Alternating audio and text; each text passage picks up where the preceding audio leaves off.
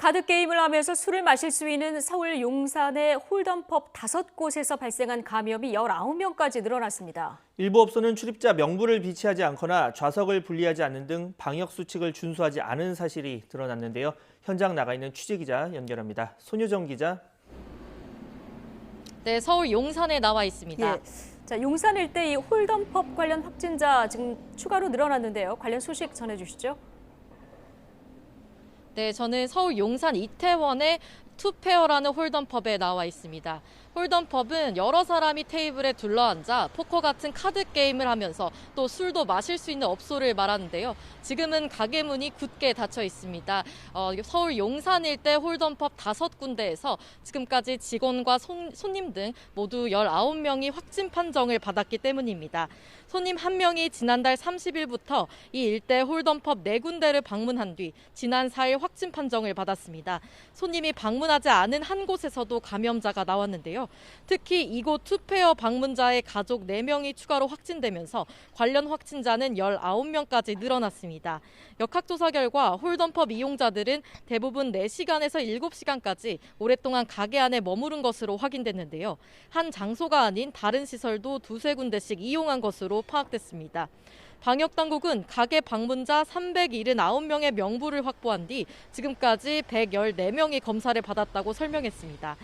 또 홀덤펍 웨스턴 라운지, 투페어, 다이스, 젠틀레빗, 그리고 KMGM 등 5군데를 지난달 26일부터 지난 4일까지 방문한 사람은 즉시 코로나19 진단검사를 받으라고 안내했습니다. 방역당국은 역학조사를 벌이는 한편 가게 안에서 마스크 미착용 등 방역수칙 위반 사항이 있었는지 조사했는데요. 일부 업소가 출입자 명부와 손소독제를 비치하지 않고 객석과 게임 좌석을 분리하지 않는 등 방역수칙을 지키지 않은 사실이 확인돼 집합 금지될 예정입니다. 서울시는 관련 업소 38곳에 대해서도 서울지방경찰청과 협조해 방역수칙 준수 여부 등을 점검할 계획입니다. 네, 나머지 서울과 수도권 상황도 보겠습니다. 지금 산발적인 집단 감염이 계속해서 이어지고 있죠. 네, 그렇습니다. 특히 음식점과 사우나 등 일상생활 공간에서 시작된 집단 감염이 계속 이어지고 있습니다. 서울 종로구 음식점 파고다타운 관련한 감염세도 만만치 않은데요. 서울시가 오늘 0시 기준으로 집계한 결과 22명이 추가돼 지금까지 누적 확진자는 144명에 달합니다. 이 가운데 서울시 확진자는 133명입니다. 이곳에서 공연했던 예술단원 1명이 지난달 28일 처음으로 확진된 뒤 열흘 동안 감염이 이어지고 있는 겁니다.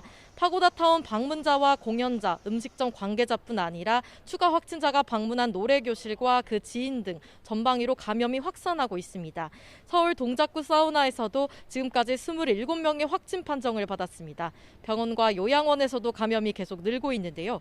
서울 송동구 이비인후과에서는 지난달 29일 첫 확진자가 나온 뒤 관련 감염이 18명까지 늘어났습니다. 경기 고양시 팰리스 요양원 관련해서는 지금까지 누적 확진자가 31명에 달합니다.